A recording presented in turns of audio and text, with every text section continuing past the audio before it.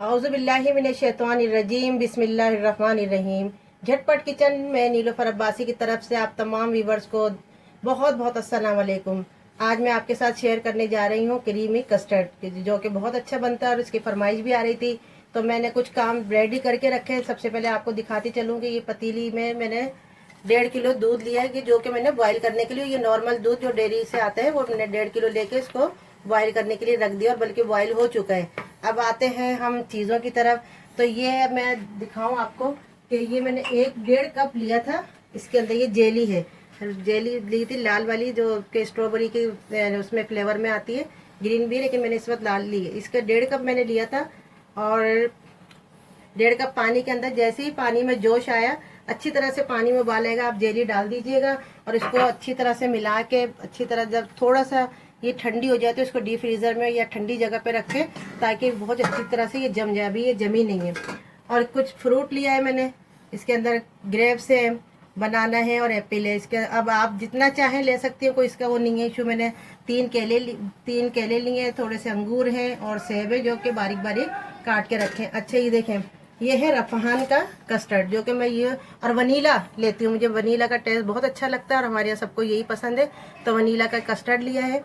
और ये क्रीम आ जाती है फ्रेश क्रीम, ये व्हिपिंग क्रीम कहलाती है, जो कि केक में भी इस्तेमाल होती है और इसके अंदर भी इस्तेमाल की जाती है। और आधा कप लिया है मैंने चीनी। अब आप हस्बे ज़ायक़ा, मैं हर दफ़ा कहती हूँ, अगर आपका टेस्ट ज़्यादा लाइक करते हैं, ज़्यादा मीठा पसंद करते हैं घर वाले, तो इसको बढ़ा लीजिएगा। और लेडीज़ तो अमूमन खाना बनाते में चखती रहती हैं।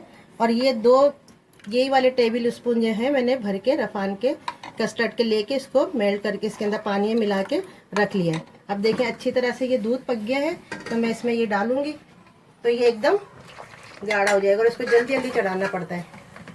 ये देखें एकदम ये गाढ़ा हो गया। और हम चीनी भी डाल देते हैं इसके अंदर। अगर आप देखते हैं कि ज़्यादा गाढ़ा है, पतला हो रहा है, गाढ़ा नहीं है, तो आप इसको इसके अंदर कस्टर्ड की क्वांटिटी और ज़्यादा बढ़ा लीजिए। ये जितना भी रखना है, इसमें मुझे भी लग रहा है कि ये कम है, थोड़ा सा मैं अभी और डाल दूँगी इसके अंदर एक। और अच्छा, ये जो कस्टर्ड मिलाया जाता है, सादे दूध जो दूध के अंदर ही मिलाया जाता है, पानी में भी मैंने इस वक्त पानी के अंदर आधी प्याली पानी ली थी, 2 टेबल स्पून भर के इसके अंदर कस्टर्ड लिए थे।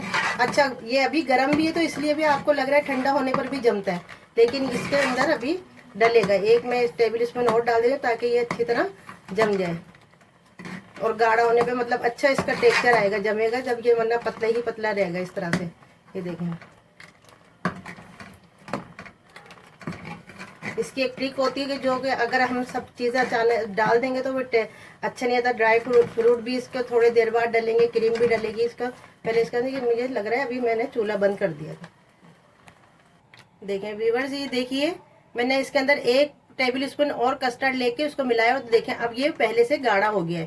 अब अच्छा, मैंने चूल्हा बंद कर दिया था। चूल्हा बंद करने का मतलब ये है कि इसको थोड़ा सा रूम टेम्परेचर लाना पड़ता है, क्योंकि एकदम गरम गरम में अगर हम फ्रूट डालेंगे या ड्राई फ्रूट डालेंगे तो सब खराब हो जाता है। क्रीम भी थोड़ा सा ठंडा करके डालनी पड़ती है। लेकिन देखिए, मैं बार बार, हम लोगों को वीडियो लंबी नहीं होनी चाहिए, तो इसलिए थोड़ा मसला होता है। इस वक्त मैं ऐसे डालूँ, लेकिन आप जब घर में बनाएंगे आराम से, तो थोड़ी देर के लिए ठंडा, मतलब ऐसा हो कि बहुत तेज गर्म ना हो।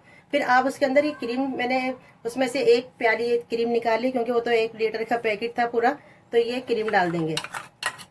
और थोड़ा सा इसमें से, और क्रीम जो है मीठी होती है, क्रीम की वजह से हम लोगों ने चीनी भी थोड़ी कम ली है, इसलिए कि क्रीम की अपनी मिठास होती है और जो फ्रूट होते हैं वो भी मीठे होते हैं, तो इसलिए क्रीम भी, मतलब अगर आप देखते हैं कि मीठा कम है तो थोड़ा सा चीनी बढ़ा दीजिएगा। ये देखें अब ये क्रीमी आ रहा है, ये देखें टेक्सचर इसका क्रीमी आ गया।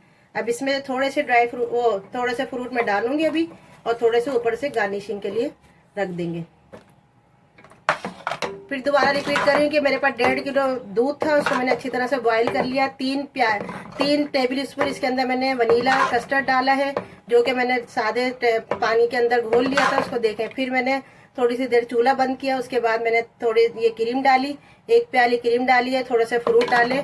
अब इसको डिश आउट करते हैं हम। अब इसको डिश आउट करके और सारा गार्निशिंग करके, सारा सेटिंग करके मैं आपको दिखाती हूँ। देखें अब कितना अच्छा इसका लुक।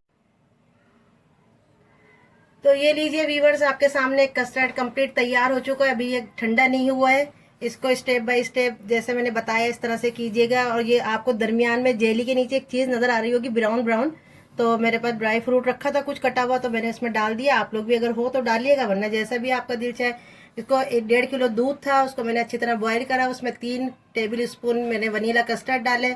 जैसे ही वो गाढ़ा अच्छा थिक हो गया तो मैंने उसको थोड़ा देर चूल्हा बंद करके उसके अंदर क्रीम का आधी प्यारी क्रीम डाली थी और चीनी डाली थी आधी प्यारी, तो मुझे फीकी लग गया था थोड़ा सा, तो मैंने 1 टेबल स्पून चीनी का और डाल दिया। जब फिर फ्रूट डाल दिए सारे, थोड़ी देर पहले मैंने जेली जमाने के लिए रखी थी, जेली जम गई तो स्टेप बाय स्टेप कस्टर्ड डाल के फिर क्रीम डाला, फिर कस्टर्ड इस तरह से डाल के 3 स्टेप में फ्रूट वगैरह सब डाल के आपके सामने ये तैयार है। देखें, अगर कोई चीज़ भूल जाए तो आप दोबारा से मूवी को वीडियो को देखते रहेगा और अच्छी तरह से बनाएगा। उम्मीद है कि आपको मेरी वीडियो पसंद आएगी। पसंद आए तो लाइक कीजिएगा, सब्सक्राइब कीजिएगा, बेल आइकन का बटन दबा दीजिएगा हर दफ़ा की तरह।